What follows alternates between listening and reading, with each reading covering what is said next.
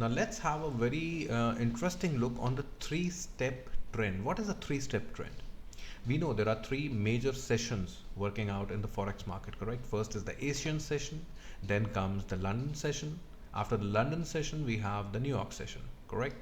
So this is how we catch a three-step trend strategy, or you can say pattern in trading. So what is there? The green one, let us suppose it is the Asian session, and the Asian session is pretty bearish, which stopped and created a bearish movement from the London session.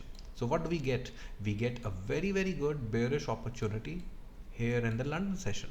And after the London session, if the same thing is happening, if the market is retesting again and the continuation of the trend is happening, we can also assume that in the New York session, this is the New York session, the last red one, what is going to happen? We are going to get a very good downtrend trade or a short trade, correct? So this is how the three-step trend pattern is used.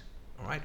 The same thing applies when a bullish pattern is there. Okay, we started from the Asian session.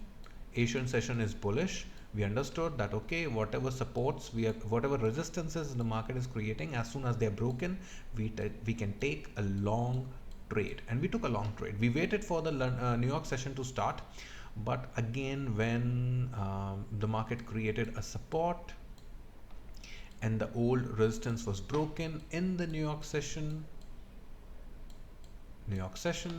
we again took a long trade, keeping this as a stop loss. Of course, the stop loss has to be there a little big because these are sessions, right?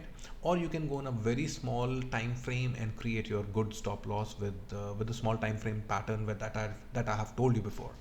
And yes, you can follow the trend, and the trend also is clearly moving up, right? So this is how this three-step trend is measured.